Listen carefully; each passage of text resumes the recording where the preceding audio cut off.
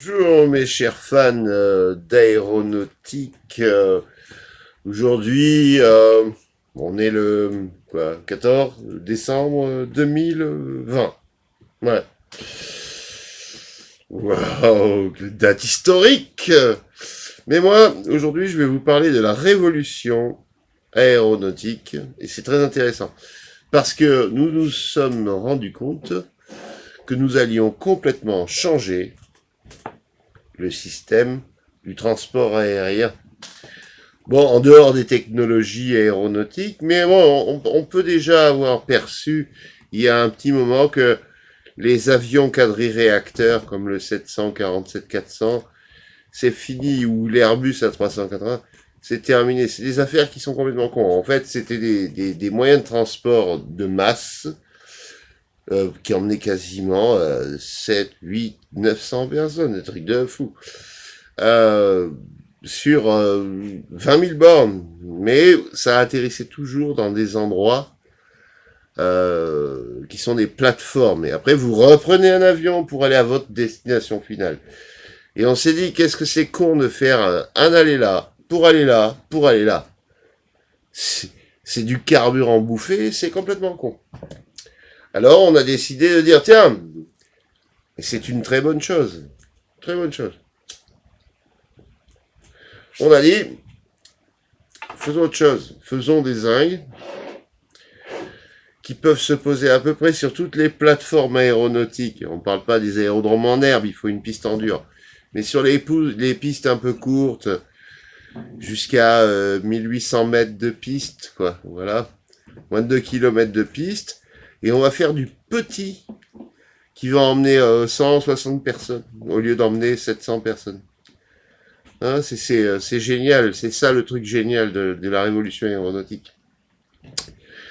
Et donc, il y a plein de choses en 2020 dans la révolution aéronautique, c'est que on va privilégier donc des nouveaux types d'aéronefs qui vont aller directement à la plateforme de destination en partant du plus près de chez vous.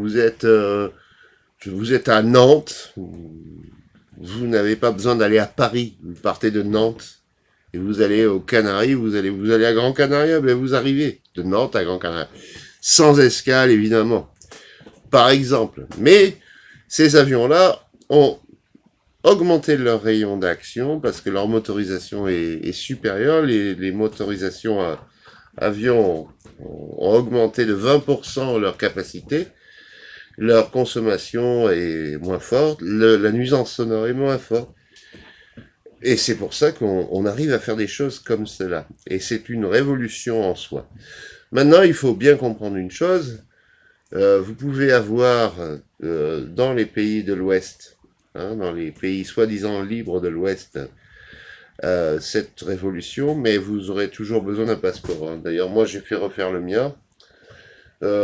Pour l'avion, si c'est possible de voyager avec un passeport absolument normal, biométrique, mais un passeport qui n'est pas un passeport sanitaire, parce que bientôt, on se rendrait bien compte qu'il faudrait peut-être un passeport sanitaire. Oh oui, oui.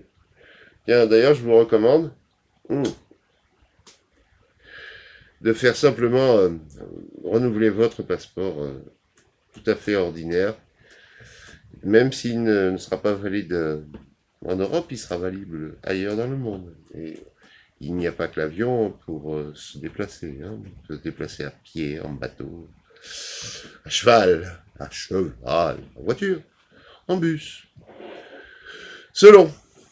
Mais on peut toujours se déplacer. Mais renouvelez quand même votre passeport si vous voyez qu'il arrive à expiration. Moi, le mien arrive à expiration en février et j'ai dit oh là, plus de passeport, oh là, ça. Moi qui n'ai pas voulu reprendre d'animal domestique à cause de ça, j'ai dit hey, je vais prendre un passeport standard, le vieux passeport biométrique de base pour avoir de quoi voyager, même si on m'empêche de prendre un avion parce que je n'ai pas le passeport numérique dans ma puce RFID. Voilà. Voilà, c'est tout. Hein. Le passeport bio, comment ils appellent ça, le passeport sanitaire. Parce que ça, c'est quelque chose, ils en rêvent. Donc cette révolution aéronautique est extraordinaire, et je voulais vous en parler. Donc c'est quand même un grand progrès.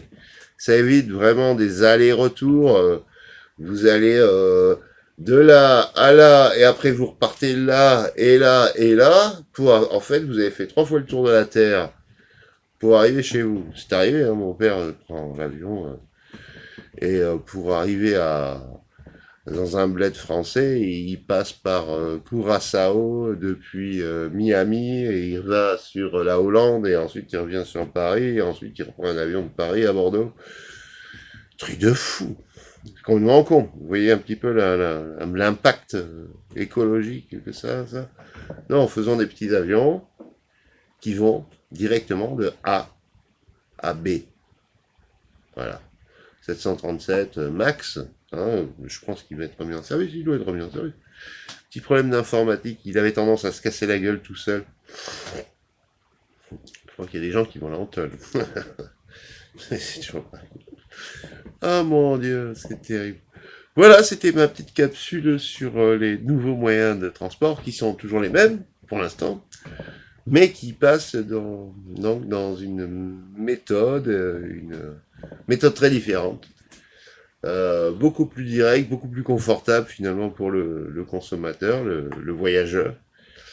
Et voilà, maintenant, un passeport sanitaire, ne prenez pas l'avion si vous n'avez pas votre passeport sanitaire. Mais qu'est-ce qu'il faut pour avoir son passeport sanitaire? Il faut avoir le vaccin Covid. Le vaccin RN, hein, donc il faut être un OGM. Quand vous serez des OGM, vous pourrez prendre l'avion. Oh boy. Le mieux est passer votre licence, hein, et puis vous prenez votre avion, et puis vous les emmerdez tout, un plan de vol, et bye bye. Avec TV, toujours sur la brèche. Il y en a les belles affiches que j'ai récupérées. La Tunisie à 6 heures de la France. Avec Air Union. Oh, magnifique. Activiste toujours sur la broche. Là, vous pouvez vous abonner sur cette chaîne.